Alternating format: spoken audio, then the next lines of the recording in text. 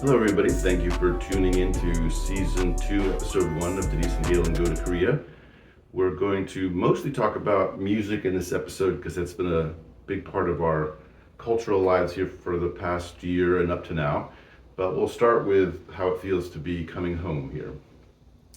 Well, that's the operative word, home, because I heard myself saying that when I was in California. Oh, gonna go home next week.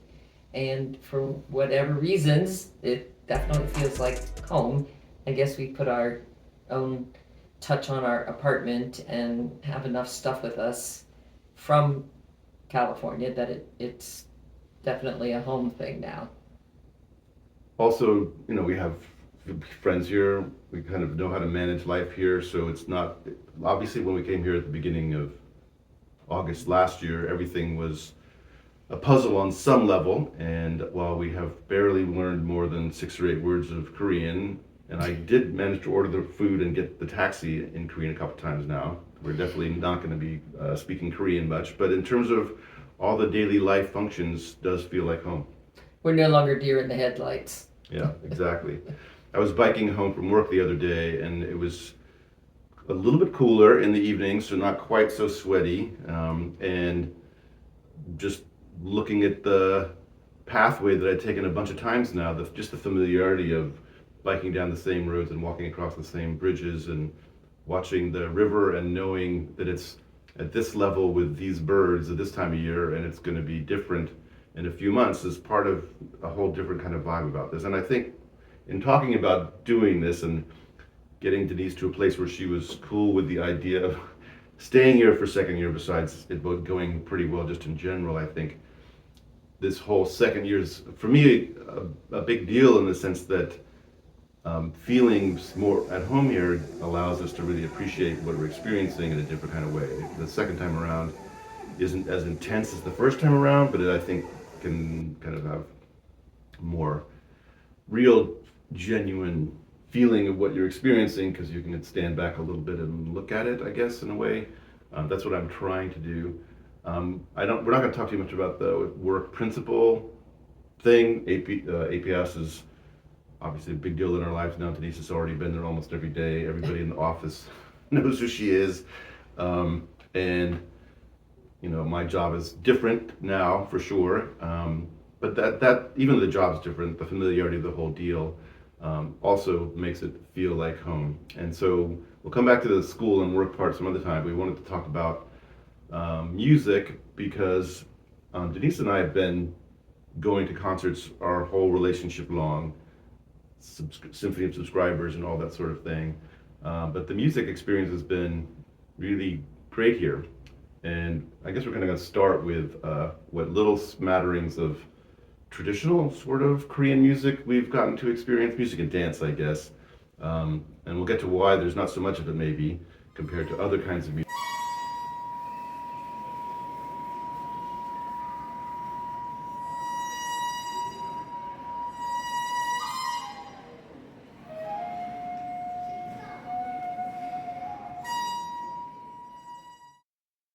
Take on what we've seen at Nandong and other places like that.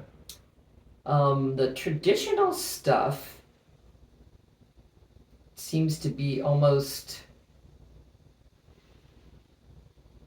I don't know. It doesn't seem to be a consistent, like this is a traditional Korean something. There seems to be different types of traditional based on what part of the country I think it is, or maybe to some extent what your ancestry within Korea is. Yeah, I suppose, if you were, a grandparent generation Korean person here, you might know the different kind of regional songs and types of music. But before the modern era, this was all kind of what you would think of as kind of traditional folk music type of things. The elites had their music, and it kind of sounds to me like what one thinks of kind of sophisticated music from Asia with particular instruments. And that stuff exists. We got to see some of that, and we also see some kind of comedic dance performances.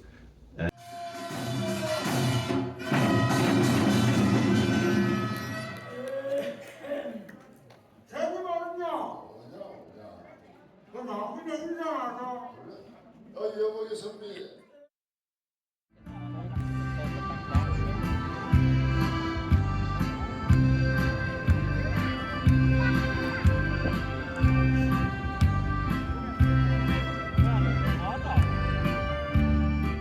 It doesn't seem like that's something that the Korean culture foregrounds much. I guess you kind of have to go out of your way to find that in the Yeah. States too. And it barely even seems to get incorporated into their pop or classical music here. But I always like hearing, whatever regional instruments and ways of singing, and even if we don't understand the lyrics, the sound of it. But, it sounds like what you probably imagine Korean Yeah. folk music to sound like. There's a traditional show every day at the top of one of the towers that I have visited multiple times with multiple guests, and along with the banging of drums. Cymbals, lots of percussion. Yeah, there's a lot of accompaniment by people with swords and things that slash things, and the kind of militaristic and fierce. Yeah, I think kind of traditional folk music kind of falls into three categories that we've seen. One is like the folk music that people would sing in their homes with maybe very simple instruments. Another is the celebratory music for parties and celebration, which is the kind of the banging cymbals, chanting kind of music. And then there's the elite aristocratic music. I only know anything about this because, like in a lot of cultures, it's associated with poetry. So I learned about this and taught it in my creative writing class. And some of the kids have learned about the traditional forms of poetry, which were sung traditionally along with musical accompaniment. And that's not an unusual tradition. And I think those are the three kinds of traditional music that you could experience here. And I'm sure there's lots of layers of detail that we haven't figured out. And I mean, I don't love the music, but it's interesting to hear and kind of see it in context a little bit. Yeah. But as you know, Korea is known for its music culture nowadays, and we'll come to pop music later. But we're going to have a little detour into classical music because that's mostly what we've heard here. Yes. At least I have. And it's pretty amazing because one thing that strikes me is how much access everyone has to classical music, because there's constantly free concerts being given by the symphony and sections of the symphony, and I mean by truly professionals.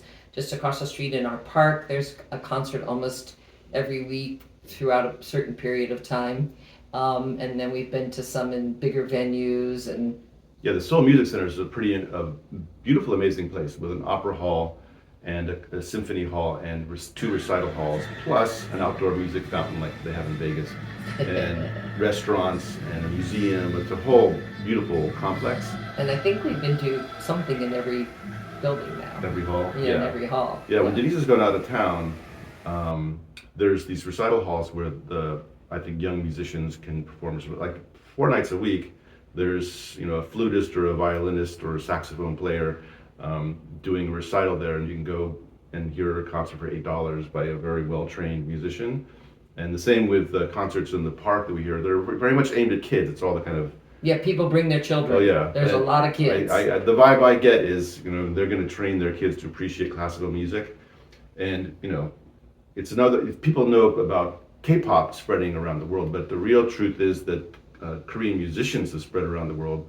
And if you look at the players for the San Francisco Symphony or the New York Philharmonic, and I'm sure it's true in Europe, and I think we noticed that when we were in Berlin, these super well-trained Korean musicians who also get training obviously in the States and other places. It's what's interesting to me about it, besides them being fantastic musicians, is that Western classical music has become such an important part of Korean culture. And the kids, the super motivated kids are all playing the violin. Oh yeah.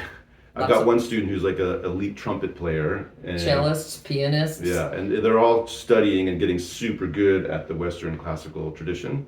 At the very end, I'll share a little example of that. But it's been great for us because we really enjoy this music, and it's inexpensive and enjoyable in the really cool venues we get to go and see. The other day we saw one of Galen's students in a performance that ended with, 12 cellists that had all gone to Yale and studied music, but were all back in Korea, and it was pretty amazing. Yeah. So that's been great for us. And if you come and visit us and you like classical music, we'll be happy to take you to a concert because I'm sure there'll be one. Oh yeah. We kind of started with jazz, really, and that's another kind of American cultural traditions. I talked about this a little bit in another episode. You can go back and check that one out if you want. But we've heard a bunch of concerts in little teeny club venues. Jazz is played like dominant background music in cafes and coffee shops and places where they want to be mellow. I got my soprano fixed here finally after years of wanting to get it fixed in the States, and managed with a friend, Nick, to get it negotiated with a repairman who didn't speak English, but finally fixed my soprano for probably a third of what it would cost in the States. And we'll play you some samples of the Korean jazz and funk and all kinds of 80s synth jazz kind of fusion music. And again, super well-trained musicians, young. Very well. Yeah, I mean, oh my God. I don't know. I always assume these are young people who are trained as musicians and do this as maybe a partial job. I can't imagine you make your living playing jazz in a club here. So they probably have normal day jobs, but there's a lot of them, and they're really good at traditional American jazz music. But there's, kind of cultural spins, but there's none of that kind of, how do we embed traditional Korean music in it all? No. And it's interesting how accessible, again, it is. I mean, these clubs that we've been to have been tiny, and the cover charges are like, I don't know, $6, $7. And then there's a lot of free festivals that we've been to where they have great people come and play on giant stages with tons of people and everything. You just walk in and yeah, and there's throw your also blanket outdoor down. jazz festivals. Yeah. Some you pay to get in. We got some great beer and food at one, and others just Free. free music. You can show up, and they're super well attended. Yeah. And this is where we see lots of young people, young couples. It's not an old people jam, really. Interestingly, it's Yeah. not. Yeah. Even in the clubs, it's not old people. We're the old people.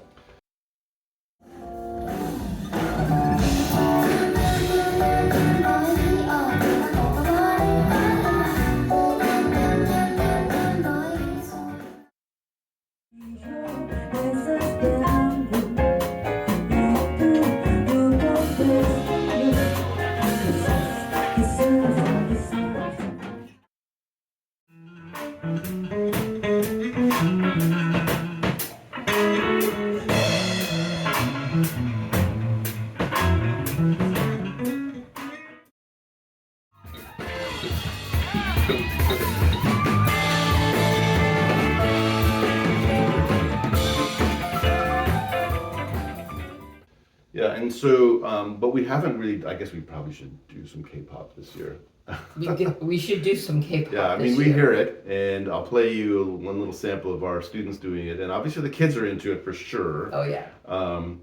I have to admit, I was, like most people of our age, you get to a certain point where you're not super interested in what's cool right now. I'm happy if I'm aware of what it is, and stuff that's cool about K-pop, and having heard about it, 10 years ago when it was first becoming a thing in the States after J-pop went away.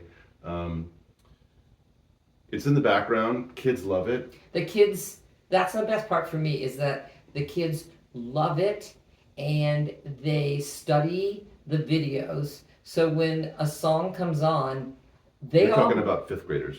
I'm talking about 5-year-olds. They all know all of the moves and they all jump up and start doing all the moves. I mean, little kids. It's pretty impressive. Yeah, and plenty of my high school students go to after school training club things. So unlike being on the club volleyball team or whatever, there's the club K-pop dance team. And it's very serious, and they get very good at it and put lots of hours into it and are very anxious to show you their opportunities to perform. And there's plenty of busking and that sort of thing. But I think at some point we probably should actually go to a real famous musician K-pop concert. So that's it for this week. There's plenty of music samples that you've heard in this video, and we didn't do too many at the end of last year because we weren't sure what we were going to talk about. And I'm sure we'll do at least one more episode in season 2, maybe more if we think of other things to talk about. For all my teacher friends, have a great school year. And for everybody, I'll be back to visit soon as usual. Otherwise, we'll see you in a year. Or come visit us and I'll see you soon. Even better. Yeah, bye-bye. たいんだ今すぐその角から飛び出してきてくれないか夏の魔物に連れ去られ僕のもとへ